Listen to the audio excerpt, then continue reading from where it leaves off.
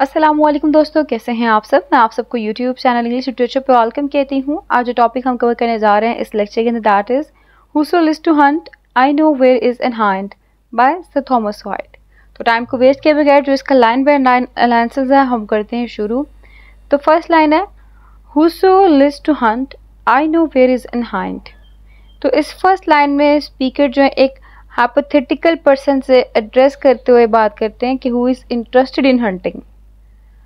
आगे कहते हैं I know where is an hind, कहते हैं मैं जानता हूँ कि आपको हाइंड यानी कि एक फीमेल डियर कहाँ से मिल सकती है। यानी यहाँ पे एक हाइपोथेटिकल पर्सन से एड्रेस किया गया है। वो पर्सन जो है हंटिंग के अंदर इंटरेस्ट रखता है और पोएट उनको बता रहे हैं कि मैं जानता हूँ कि आपको एक हाइंड कहाँ से मिल सकती है, यानी कि आपको एक फीमेल डियर कहाँ से मिल सकती है। और यहाँ पे जो हाइंड है वो सिंबल है एक वुमेन का। अब आगे कहता है but as for me helas I may no more. मतलब यहाँ पे क्या कहा गया है कि अगर आप मेरे बारे में बात करते हो ना तो मैं हंटिंग के अंदर नो मोर मतलब ज़्यादा इंटरेस्ट नहीं रखता अब। The vain travail hath wearied me so sore, यानी कि यहाँ पे कहा गया कि जो इसने वेन एफर्ट की है, फ्रूटलेस एफर्ट की है, फ्रूटलेस परसूट किया है और क्या इसने हाइंड को पकड़ने की बहुत सी कोशिश की है, लेकिन क्या हो चुका हुआ है, ये एग्जॉस्टेड हो चुका हुआ है। वेयर्ड मी सो सोर यानी कि थका दिया हुआ इसने मुझे, तो इसलिए मैं अब जो ना हंटिंग में ज़्यादा इंटरेस्ट नहीं रखता।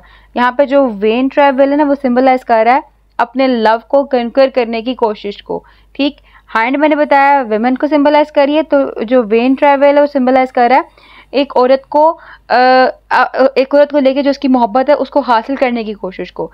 लेकिन कहता है वो एक फ्रूटलेस एफर्ट थी, ये थक चुका है उससे, वो अपनी हाइंड को कभी कैच नहीं कर पाया।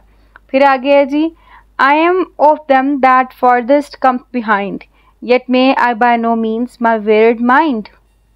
तो यहाँ पे I am of them that farthest come behind, यहाँ पे पोइट अपने आप को दूसरे हंटर्स के साथ कंपेयर कर रहा है और कह रहा है कि वो हंटर्स जो कि खुद भी हाइंड को कैच करने में फेल हुए थे, मैं भी उनकी तरह का हूँ।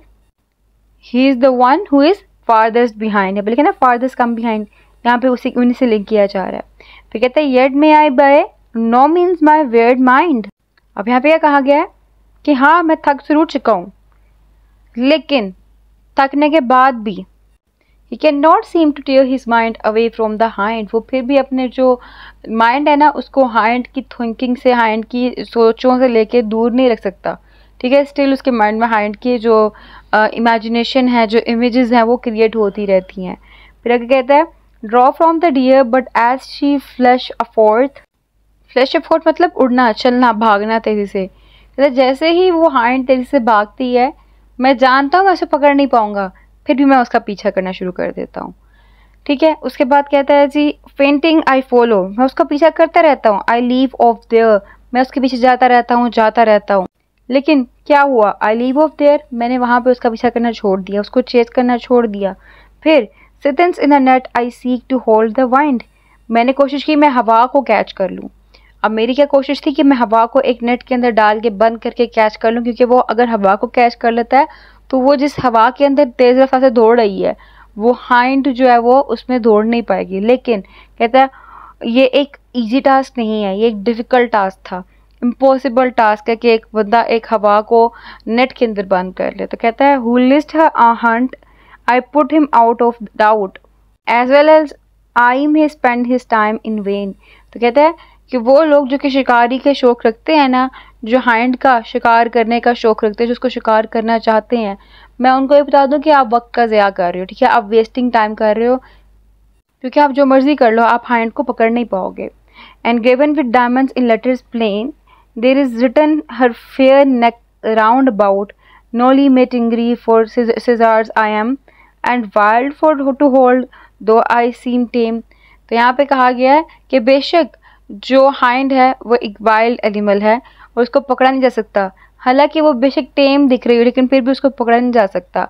और जब भी अपनी पोएम की कंक्लूड कर रहा होता है तो फिर सेजार की बात कर रहा है।